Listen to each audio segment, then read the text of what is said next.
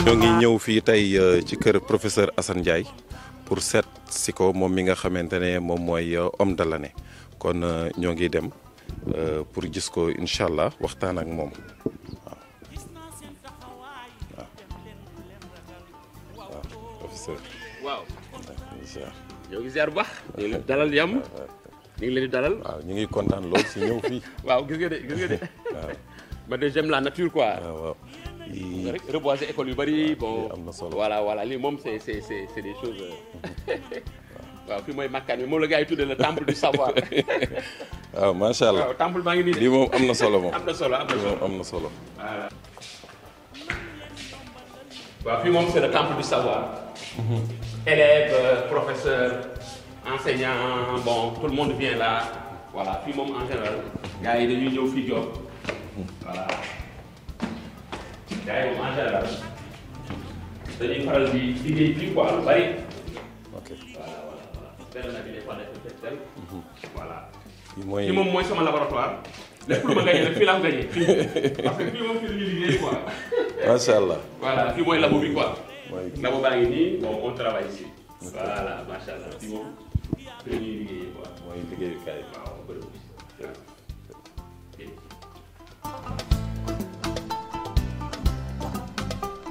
jàngeen jëf xale yi xol sedd tina daal waaw góor yéen kontaan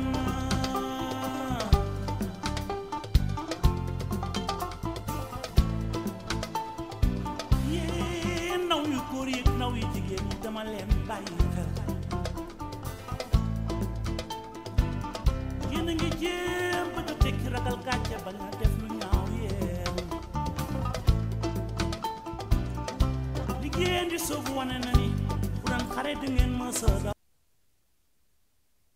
asalaamaaleykum téléspectateurs yi nga xam ne yéen ñuy suivre ci Sénéjet ginnaaw bi ñu leen ko waxe woon dige bor la ñoo leen waxoon ni le 31 décembre dinañ jénne ki nga xamante ne moom mooy homme de l'année ak femme de l'année 2021 tey jii ginnaaw bi ñu demee ci vote yi dem ci marché yi dem ci hôpitaux yi dem ci terrain football yi dem ci terrain basket yi ak ci mbedd yi waxtaan ak nit ñi ñu jox nu seeni vote yàlla def nag vote boobu ki nga xam ne mooy homme de l'année c'est le professeur Assane Ndiaye ñu ñëwoon fii ci këram fekk ko ci barabu liggéeyukaayam fii nga xamante ne fi la lépp xewe ñu ni woon tey dañuy ñëw pour waxtaan si ak moom mu wax nu fan la jaar ak lan la def ba li lépp mu am ci ay raaya ak ay ndombal tànk ba mu am ko kon professeur ñu ngi lay nuyu.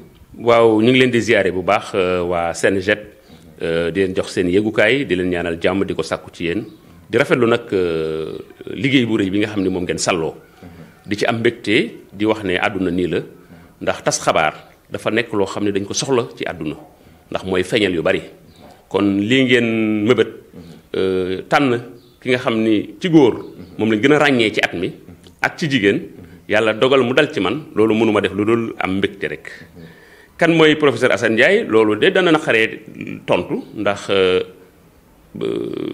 nit la rek comme ñëpp koo xam ni Mbàkke Bawol la dëkk defee lépp Mbàkke gëm Mbàkke bëgg Mbàkke jànge Mbàkke mën naa ne la sama li ma def yëpp Mbàkke laa ko defee ndax Maam Mor Jaara jàkkaarloog mairie foofu laa jànge bi ma amee sama lijaasa ñu yóbbu ma Gaynde Fatma ba tey ci biir dëkk bi la Gaynde Fatma ñu bari jaar nañ fa foofu laa jàngee ba am brevet soog a dem lycée technique Cheikh Ahmadou Bamba bii nekk Diourbel kon man génnuma sama région ma def fa seconde def fa première doon def série E actuellement série E boo koy xool mooy série S2 mooy S2 waaw mooy S man maths physique laa def construction mécanique fabrication mécanique première laa arrêté sama njàng at mi benn concours bu ñu tuddee CFPT Sénégal Japon ñu yóbbu ma Limamoulaye de Seydina Limamoulaye loolu moo ma yóbbu Limamoulaye de Pikine ma def fa BT brevet technicien mécanique auto ma def fa 2 ans 3e année bi ma war a jeexal ci la viré nag def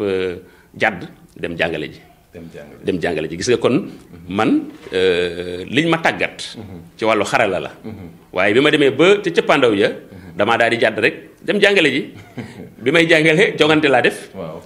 muy CFPP boobu loolu lañu ko tuddee. loolu lu muy tekki. CFPP mooy centre de formation et de perfectionnement pédagogique de Dakar. bërëb la boo xam ne dañu fay tàggat jàngalekat yi. bi ma ko jàllee ñu tàggat ma foofu ma génn faak li ñu tuddee CAP mooy certificat élémentaire d'aptitude pédagogique. nga xam ne mooy lijaasa bi gën a tuuti ci njàngale. ndax loolu brevet nga koy defee. ci lañ ma affecté Fouta. benn dëkk bu ñu tuddee Njërba ci Podor. Njërba boobu def naa fa ñeenti at. loolu ban année la woon ban année la loolu ngi nekk maa ngi dem Njërba octobre 1990. laa fa dem 90 laa fa dem. mais doyen loolu yàgg na de. yàgg na trop booba xam naa ni yéen ñi may booba yéen xam naa ni yéen a ngi ci école élémentaire bi. 90 kay xam naa mi ngi fekk ñu bari ñu ngi def ay CP. kon mooy wane ni mën naa leen woon a jàngal daal. loolu la 90 laa fa dem. 94 ma jóge fa. léegi nag bi ma demee damaa dajeeg benn jëwriñ joo xam ni dafa bëgg li muy def. waaye yàlla dafa dogal fan wi dafa gàtt yàlla na ko yàlla yërëm ñu tuddee ko Mankar Thiam. Mankar Thiam boobu nag mën naa ne la bokk na ci li ma gën a jox guu jàng. moo ma ci nampantal parce que man dama ne ko man kat damaa ñëw jógee ci foo xam ni ci xarala yi laa nekkoon. mathématique ak science physique laa doon def. waaye mu ne ma daal góorgóorlu rek wutal say téere ngay nam na bi boo ko defee di nga soppi sa niveau. ci laa nag def BS1 BS2 mooy brevet supérieur de capacité ndax bañ a xaar CAP bi am BS2 ñu affecté ma Mbacké yóbbu ma guy gi moom Mbacké fukki kilomètre ak juróom la fa lañ ma seete CAP muy certificat. ñaata at nga def guy gi ñaata at nga. guy gi moom def naa fa 15 ans guy gi moom laa yàgg def naa fa fukki at ak juróom fa laa amee sama CAP fa laa amee aussi sama bac. gis nga bi ma waaw bac. kon yow bi ngay dugg ci njàngale mi boobu yaa ngi ci duggee ak brevet quoi. waaw brevet laa ci duggee terminal defuma ko mosuma ko def terminal mosuma ko def donc. mais doyen te yow ba fi mu toll nii yaa ngi jàngale ay philosophie yooyu yëpp yaa ngi koy jàngale mais loolu lu yéeme la. waaw mais loolu pas-pas la rek xam nga nit da ngay am pas-pas nit da ngay am passif nit da ngay am ngëm-ngëm loolu mooy nit. nit lu mu bëgg a am mën na ko am foo bëgg a àgg mën nga fa àgg. xoolal man CAP ak brevet laa commencé. te xool ci kanam dama def bac candidat libre jàll d'office gis nga bac boobu ubbil na ma mën a def NI normalien instituteur bi ma defee normalien instituteur muy un concours bu métti jongante bu tar yàlla dogal ma am ci ndam ñu dem université fekk fa xale yoo xam ni yaa leen doon jàngal à l'élémentaire tout tànk yoo xam ne yaa leen yoroon ñoom ñu ñëw nekk ay licence ay master yow nga ñëw commencé mbappat def première année ñu ne la waa mais yow monsieur looy def fii ma leen damay sakku xam-xam comme yéen. muy lu neex quoi. waaye comme ñun li ñu fa yóbbu woon mooy pas-pas ak ngëm-ngëm. moo tax taxawaaluwuñu fa. première année ba master macha allah yëpp yàlla daf ñu may ay mention ci ban lettre moderne département lettre lañ dem. taxawuñu fa macha allah def fa ndam yu kawe suñu njort. ba ñu noppee nag la ñu dem école normale supérieure FASTEF. def fa ñaari at moom it aussi yàlla dogal ñu am fa ay ndam yu rëy ndax première année bi dañu major. deuxième année bi dañu major. te on était 154 professeurs yëpp yàlla dogal ñu raw ko quoi. macha allah waaw loolu moom muy mbégte ci waa Mbacké Bawol yëpp macha allah. donc professeur ni nga ñëwee ci vraiment cursus bi am na solo leer na naññ. tey jii ñu ñëw fii gis tous ces prix là gis yéen la nga xamante ne sargal na ko ñu bëggoon tuuti nga dellu ci si prix yi nga xamante ne yow remporté nga ko. waaw prix yi moom bari nañu quoi.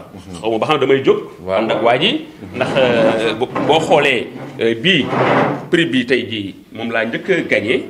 lii Moustapha Souran la woon. yal na ay yaxam sedd. comme meilleur enseignant de la région de Diourbel. lii yàgg na c'était en 2005 gis nga de 2005 gis nga nii. lii mooy meilleur enseignant de la région de Diourbel. waaw yàgg na moom ban façon xayma la woon. nan def lii dañ lay proposé boobu Gaston moo fi nekk. dañ ne ko na tànn. ci ay jàngalekatam ñi gën a xarañ ñu sargal leen. moom nag moo yoroon critères yi ndax boobu man maa ngi animé séminaire yi fii maa ngi sonn ci affaire bi. xam naa ni ci lañ ma tànnee. waaw keroog sax maa ngi fàttaliku Moustapha Souran da ne ma waa yow mais yow lan nga def bañ lay tànn ndax yow xale nga quoi. c'était en 2005. mais gis nga muy doon mbégte. lii moom wane woon na daal ne ñi ngi woon si yoon bi daal. waaw kon bii daal moo ubbi lépp. bii moo ubbi yëpp. bii moom moo ubbi yëpp moom avec Moustapha Souran macha allah. bi ñu paree bii. waaw bi ñu paree bii. donc léegi bii moo ci tegu. bii mooy le prix du chef de l'État en 2017. gis nga chef de l'État moom. voilà bii moom tànn bi moom yaakaar naa nit ñi wax nañu ko ba sonn. ndax département la région la national la. te département Sénégal yëpp la woon région Sénégal yëpp la woon ñu dajale ñu Dakar. bi ñu demee dossiers yi bari na. ñu tànn ba mu des 21 dossiers. finalement dem ba mu des ñett. ñun ñett ñu wooñu ñu def benn jongante bu tar. cour Sainte-Marie de Hann avec le ministre André Sonko. ak jury boo xam ne mat nañ plus de 30 personnes.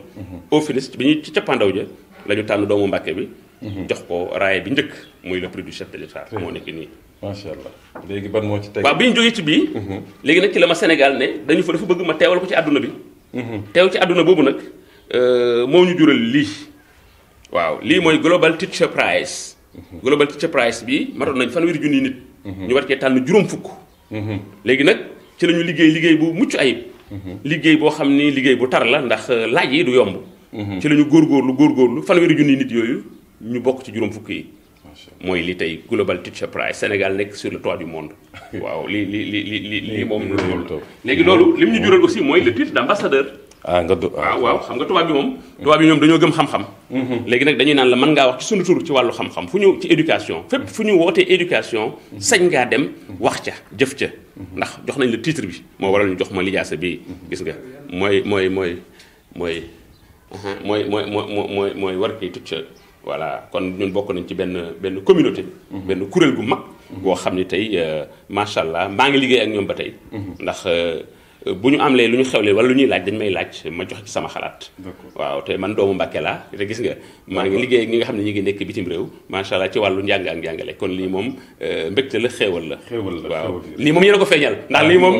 lii gars yi gisaguñ ko lii moom gars yi xamuñu nii parce que. xam nga tamit aussi saabu du fóot boppam. saabu du fóot boppam nii laa mel loolu moom bokkul ci yar daal bokkul ci yar. moo tax nit dañ naan bala nga koy xam rek faw nga dem ba këram. léegi nag bi mujj mooy bii. waaw lii nag mooy Ali Kala ji quoi moom mooy bi nga xam ne moom moo mujj quoi. bii moom gis nga Union Africaine Union. moom it aussi Sénégal. ci njiitu réew mi. moo jox ndigal ministre éducation. ne ko dama bëgg nga tànn na benn góor ak benn jigéen. ngir ñu mën a bokk ci joŋante bi. ci la ma ministère de l'éducation tànn. ak benn jigéen bu ñu tuddee Fatoumata Fati bu nekk Sédhiou. mais Fatoumata Fati finalement mu mujjul jàll. ndax dafa amoon problème mu dossier pour dugg. man nag heureusement comme dama am ñu may jàppale. ku mel ni inspecteur Bassirou Kassé. moom laa liggéeyal ci lii ndax lii évident wul woon. metti woon na. waaye moom it aussi jàppale na ma. ba tey liñ ci waroon a def yëpp ñu def ko ci. ba tey ñu gagné raaye bu toll nii. ndax Afrique dañ ko def juróomi dënd.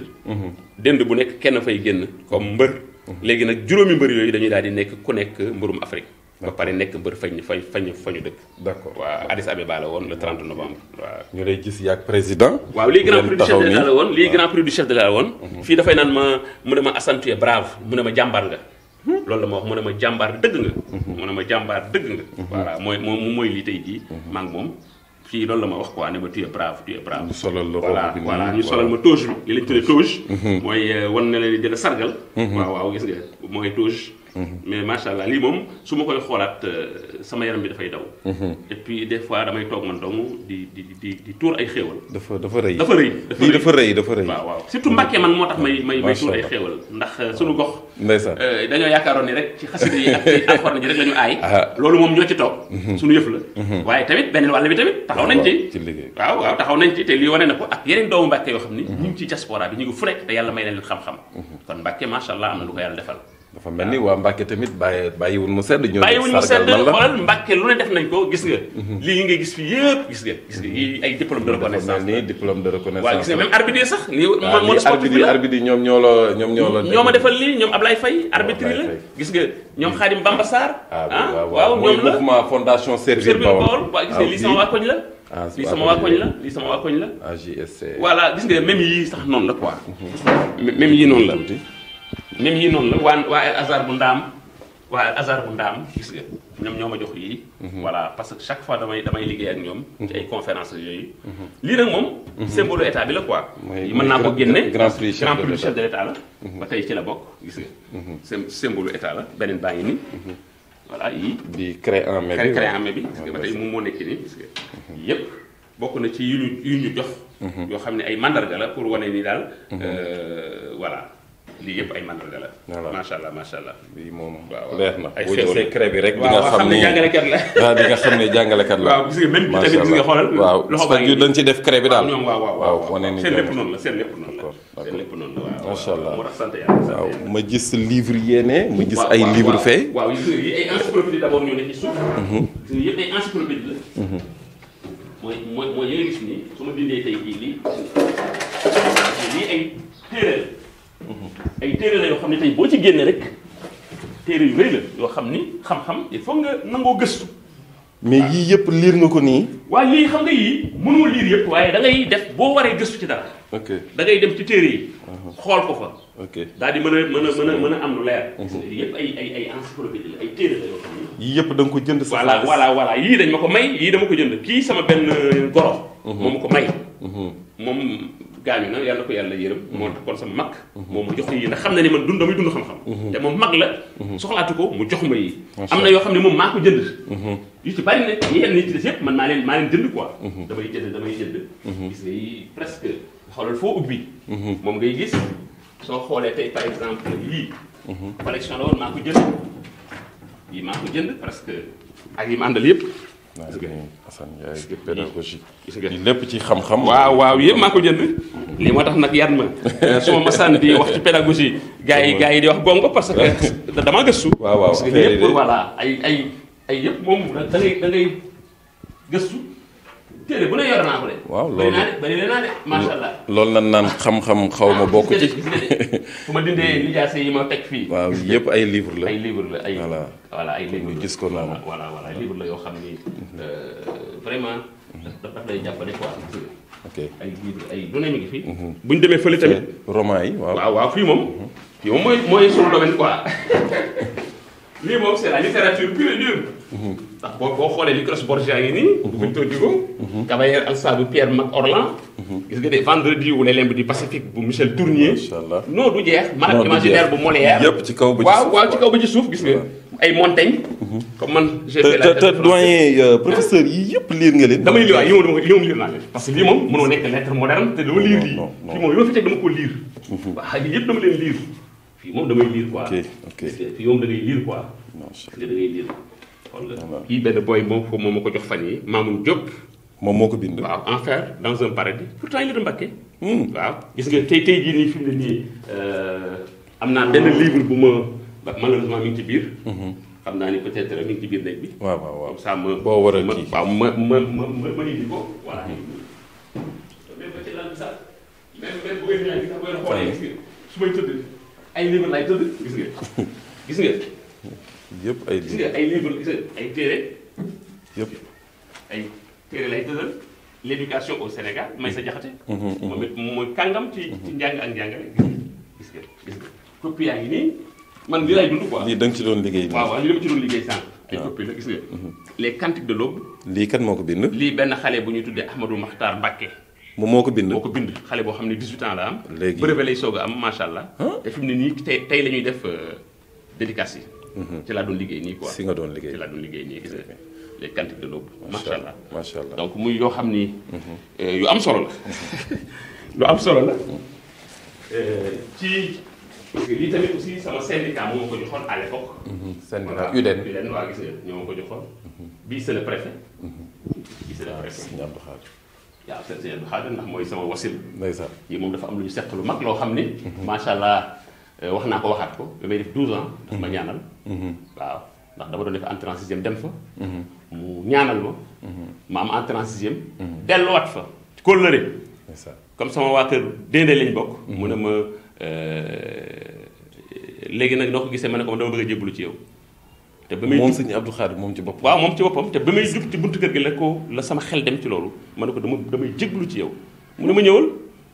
ma ñëw mu jël baaraam sànqale ñam kottu ma bind ci sama bopp bind kon xam nga lii du caaxaan dañuy lii def nii baati na ngi ci waaw am na loxo non am na loxo bu ci nekk waaw kay mi ngi noonu te lépp nag kii lañ koy kii moom dañ koy sant di ko gërëm waaw di nuyu nag sëñ Moustapha sëñ Abdou Khadre nga xam ne mooy suñu wasila waaw moom it di rafetlu taxawaayam bu baax a baax macha allah gis nga sargal bële c'était à Diourbel la woon moom it aussi bële Diourbel lañ ma woowoon defaloon ma benn sargal voilà maa ngi fàttaliku lële ñoom it aussi 4e édition sargal Bawol waaw voilà ñoom it ils avaient choisi l'homme de l'année à Diourbel ma bokkoon ci c'était en 2018 voilà loolu la kon ñu demaat mën nañu delluwaat ci yeggaat ci question yi waaw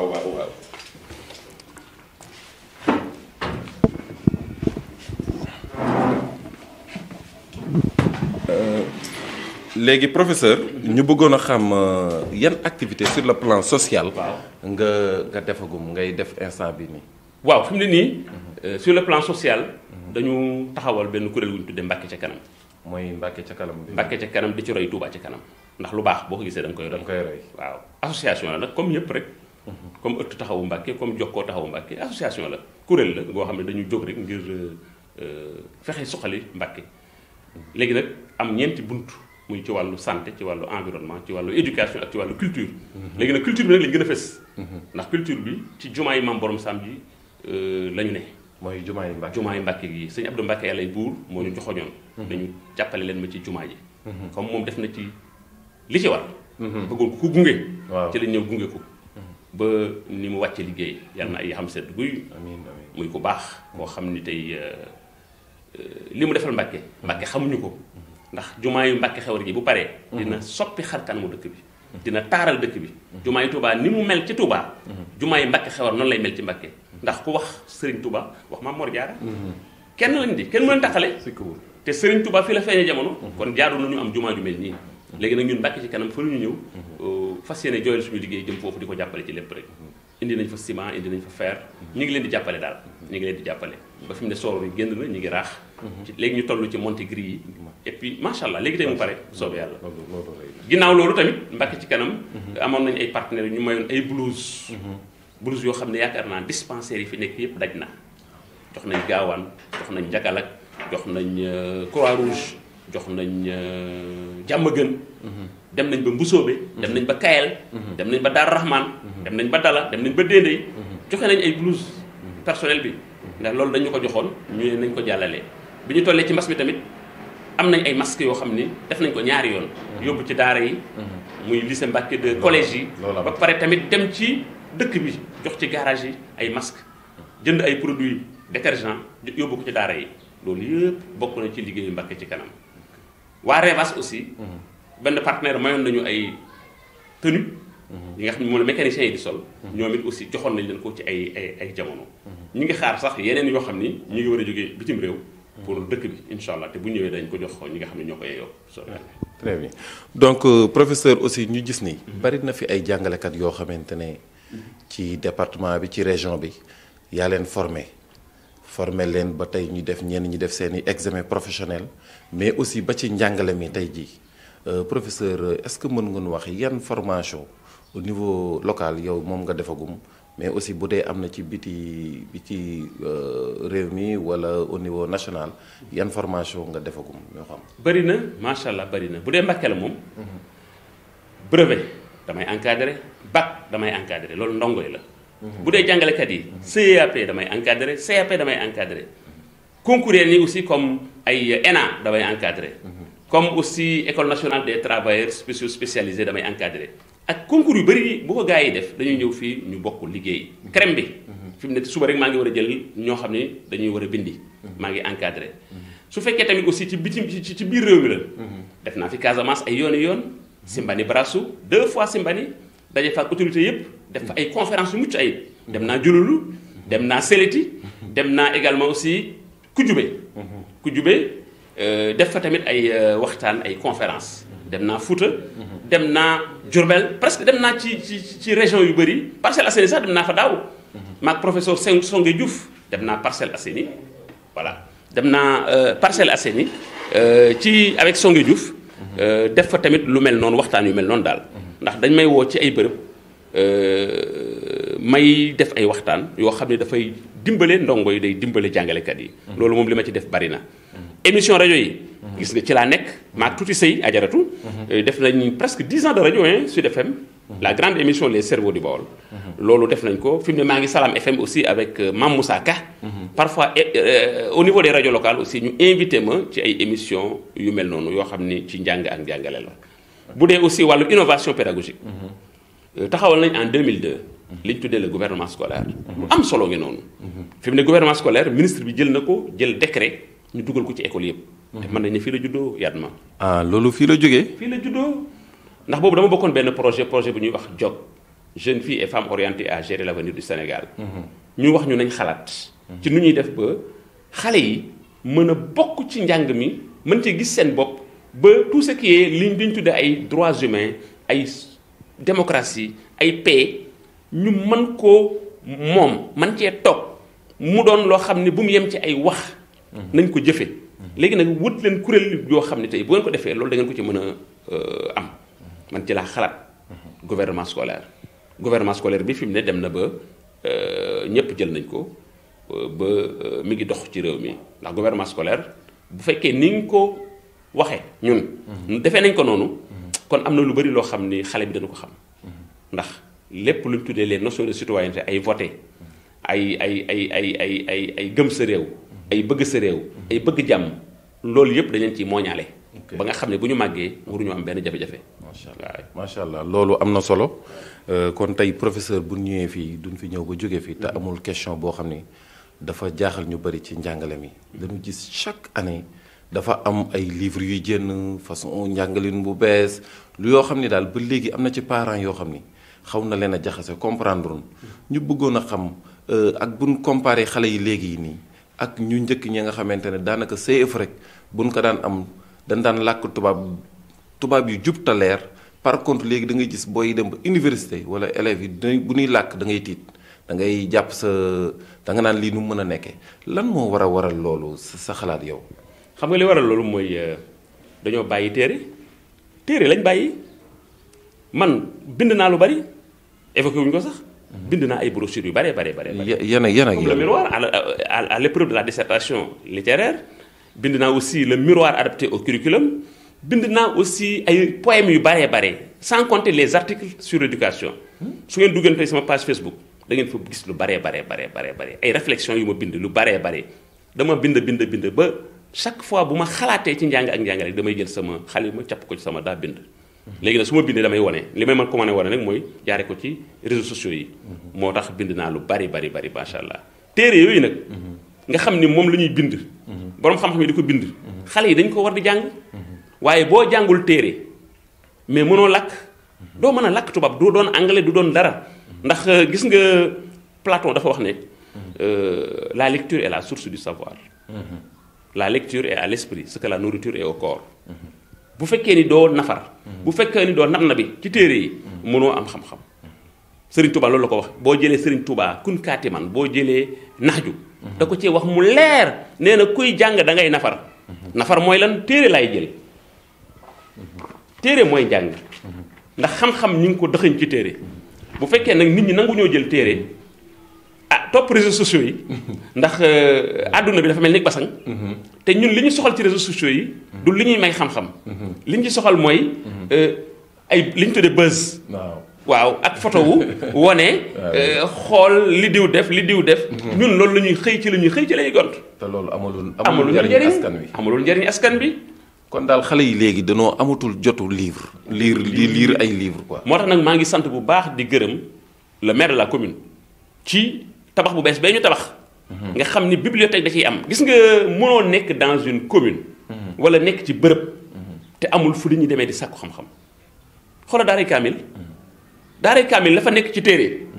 moo tax arabisants yi amuñu jafe-jafe. ndax loo bëgg a soxla ci wàllu lu Serigne Touba bind boo demee daaray kaamil da nga ko fekk. lu keneen bind ci l'islam boo demee daaray kaamil da nga ko fekk. bërëb yooyu mënut a ñàkk ci dundu doomu aadama. mais mën nañu wax ni loolu ci côté élèves yi la mais par exemple ci façon njàngaleen bi nga xam ni moom la jàngalekat yi di jàngalee léegi. xam nga dafa am façon jàngalekat yu bees yoo xam ni fi mu toll nii daanaka mën naa ni daal doy na waar ñu bëggoon a xam ci façon njàngaleen bi ak bu njëkk ba ni nit ñi daan jàngalee yéen ni ngeen daan jàngalee ak ni ñuy jàngalee léegi. est-ce que amul luñ ci war a xoolaat daal. waaw xam nga njàngale mi moom dafay soppeeku rek ndax soppeeku bi mooy approche yi dañuy soppeeku. gis nga amoon nañ fi approche par les contenus ñëw approche par les objectifs ñëw actuellement APC approche par les compétences te pourtant jamono ji fi ñu toll xarale yi njàngale dafa war a gën a yomb. dëgg bu njëkk ba ni ñu daan jàngalee métti gi mu métti ñun bi ñuy commencé en 1990. ni ñu doon jàngalee dafa métti ndax loo wut yaa ko wutal sa bopp boo amul téere doo dem man nag yaakaar naa barke bi foofu la nekk. ndax boo waree jàngale téere ngay seet. di ko liir gëstu ci pour mën a xam. mais léegi dafa mel ni affaire bi dafa yomb. yomb googu nag moo ñu xaw a sànq. ndax tey su may jàngalee sama portable bi mën naa ko jël rek dugg ci net bi am lu ma gis te nag gis nga net même booy def mémoire. comme ñun bu ñu ñëwee année de master ak yooyu.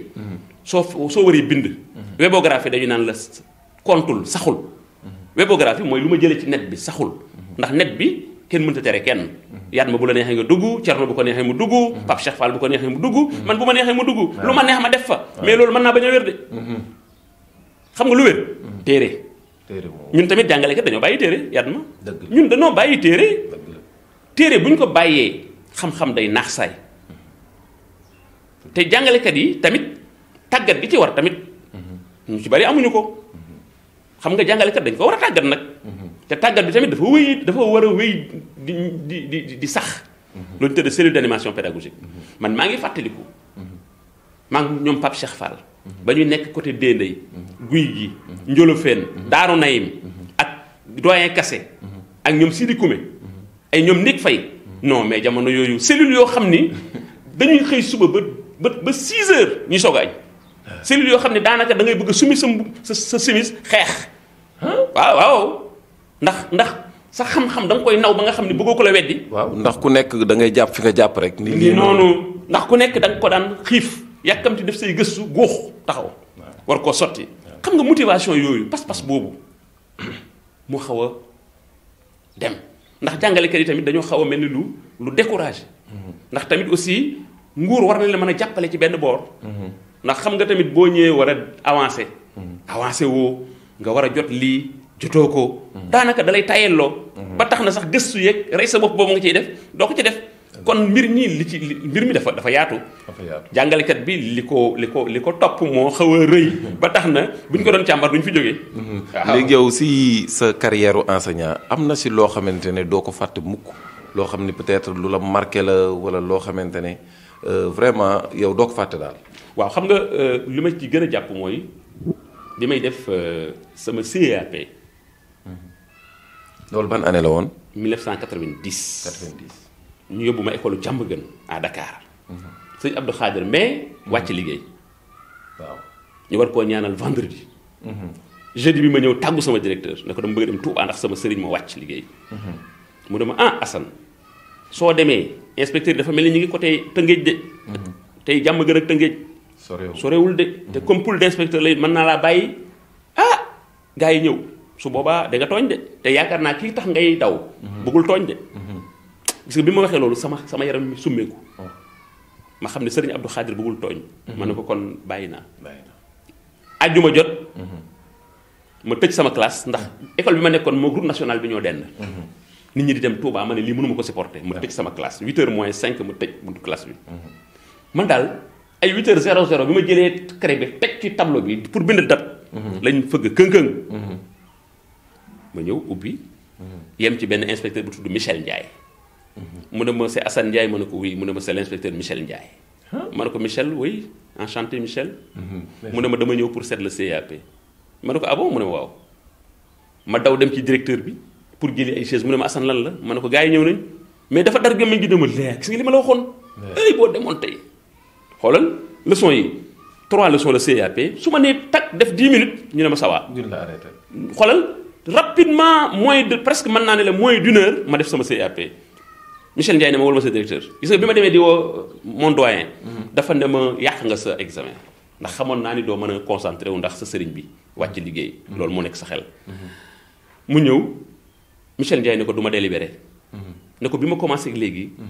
non kii il a l'enseignement dans le sang. billahi wallahi wa taala. en 1990 te booba kee la. loolu du ma ko xoolal su ma ko fàttalikoo. damay jooy ndax damay xam ni nag kon baatin am na. sëriñ bi moo ma bëggaloon ma ñëw ci bisam bi. moo tax mbir mi jaar noonu. daal di gaaw mu gaaw ñu pare mu woo génne jàngalekat yëpp pour leen wax ne leen kaay leen ma wax leen sawaay man bëgguma ci dara. li ma bëggoon mooy ma wàcc ma rek ma dem Touba. effectivement noonu la demee mu pare ma jël sama bagage keroog maa ngi agsi fii Mbàkke ay 14h 15h. sama papa yàlla na ko yàlla atte ci yërmande yi. dama ñëw rek mu ne ma di nga ñëw rek xam am na lu xew. ma ne ko waaw dañ ma doon seet léegi am naa sama CAP léegi dama bëgg a dem Touba nii gis nga am naa sama CAP bokk naa ci ñaan gi dem ci sëñ Abdou Khadir sukk yeesal sama njëbbal ñaanal ko. kon loolu bokk na ci loo xam ni du ma ko fàtte mukk. vraiment macha allah affaire bi leer na kontaan nan lool léegi. kon professeur sa kàddu gu mujj. kàddu gu mujj mooy gërëm waa Mbàkke yëpp xam nga Mbàkke kenn mënu leen a fay. man day lu ma nekk. ñaga ca. prix du chef de l'État bi ñu ne ñett ci des. waa Mbàkke ñëpp a ñaan am na ñoo xam sax xaw ma leen dañ maa woo ne ma ñu ngi lay ñaanal ñu ngi wàcce ay kaamil biñ ko gañee tamit ñim ñëpp dañ ma woo lu mujj lii li ma woo xaw ma nu mu toll nit ñi di ko rafetlu di ko kañ te xam nga xol mënta gën a sedd communauté murid woo la sargal la tatagal la ci njiitul suñu Ahmed Badawi. dama gis nañ photo yi nga demoon sëñ Muntaxa. ma dem ci sëñ Muntaxa foofu nag moom sama xol dafa sedd sëñ Muntaxa ne ma day yokku de ne ma day yokku de ndax moom day dund xam-xam sëñ Muntaxa soo ko bëggee bëggal wan ko xam-xam soo ko bëggee bëggal waxtaanal ci xam-xam ndax visionnaire la xam nga ku taxawal université 37 milliards gis-gis ba yaatu te rëy macha allah nañ ko ñaanal gudd fan ak wér kon ñu ngi koy gërëm bu baax moom it sëñ Muntaxa ci taxawaayam ngir xam-xam tasaaroo ci àdduna ak ci réew mi ñu ngi gërëm bu baax tamit waajur yi dëkkandoo yi xarit yi am di jàmm yi sama waa école Mbàkke de aussi maa ngi leen di gërëm bu baax ndax foofu laa nekk di yëngu ñoo bokk ay tool ca kaw ba ca suuf di gërëm inspecteur Bassirou Kassé ni ma koy waxee bés bu set ndax nit koo xam ne da nga ànd ak moom di liggéey muy nit ku baax nit ku dafa baax non te lu baax lay wax lu baax lay def te dafa neex a liggéeyal macha allah sonalu ma ci dara lu ma ko wax bas nii la mu ne ma noonu nañ def nii macha allah moo tax nag nous avons formé un duo de choc voilà moo tax yàlla mi ngi sutural ci lépp daal di leen gërëm yéen tamit nag waa Sénéjet ci taxawaay bi di nuyu bu baax sama rak Pape Cheikh Fall kooku moom dafa am lu ñu seq lu bari loo xam ne maa ko dalal Njolofeen maa ko fa dalal mu nekk un jeune fougueux waaw mu ñëw ma ne ko Pape lii moom toolu xam-xam la te boo ñu toppee li nga bëgg li nga am li nga bëgg di nga ko am moom it aussi muy ku yaru ku baax topp ñu lu muy def mu dema wax mais grand lii moom nangam maa ngi fàttaliku benn anecdote dañu am essai Daaru Naim Pape Cheikh Fall corrigé benn élève xale bi baax trop mu ñëw ne ma doyen gars yi li ñuy def waruñu ko def lan moo tax ñuy jël copie di defal seeni élève quoi ma liir ko ma ne ko Pape Cheikh da ngay soog a ñëw ci njàngale mi kii élève la mais kii nañ ko wër kii c'est un super doué mu ne ma non nga ne kii élève la ma ne ko nañ ko wër effectivement ñu wër élève bi xool mathématique mu am 60 waaw yoo macha allah xale bi ma gagné le prix du chef de l'État mi ngi ma woo bokk ci ñi encadré Adama Barrow officier de l'armée sénégalaise. waaw Pape Cheikh Fall xam na kooku. non xale bi man daf ma réeroon mais moo ma woowal boppam ne ma finalement bac S la mujj am def concours xaw ma militaire xaw ma lan militaire école les grandes écoles militaires. finalement il est sorti comme officier xaw ma actuellement mi ngi woon Gambie ñoom ñoo doon assurer la sécurité de Adama Barrow. mooy au temps de Yaya Jammeh te kooku Pape Cheikh Fall li may wax moom bu ko déggee xam na li may wax bu baax dana réew a sonn quoi. waaw kon waxtaan bi moom dafa moom sant ñëpp rek sant leen yéen tamit aussi. caméraman bi ak yéen ñi nga xam ne yéen a ñëw ci kër gi. yar ma surtout yow ak ñëpp rek. waaw ñi nga xam ne teew dañ ci jotaay bi daal. waaw comme ni ñu koy waxee rek li duuf ci nag wi xajul ci cin wi tey fu nekk jaar nañ fa lu bari mënoon na ko wax professeur. parce que yu si bari sax wanewuñ ko parce que ñi ngi nii ma jàkkaar lool muy ay sargal mun ay diplôme muy ay lu mu mënti doon lu bari loo xamante ne tey jii yaakaar naa buñ ko doon wax duñ fi jóg. kon ñuy amoon mbégte lool di dal professeur di wax ñi nga xamante ne ñoom ñoo doon voté vraiment seen vote bi am na njariñ gis nañ ni à l'unanimité ñu si bari dañu voté le professeur Assane Ndiaye ba mu gagné li nga xamante ne moom mooy homme de l'année. kon ñu leen di jox rendez-vous incha allah fan yu néew pour sargal bi nga xamante ne dinañ ko def ci bërëb boo xamante ne dinañ leen ko yëgal ci biir gàtt incha allah kon ñu leen jox ci gërëm incha allah beneen.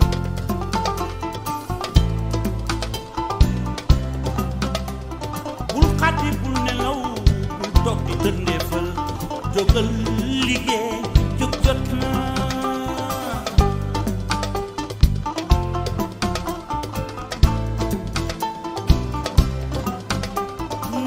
yëngatu leen bu leen ko kenn mënal surtout rasial yaatu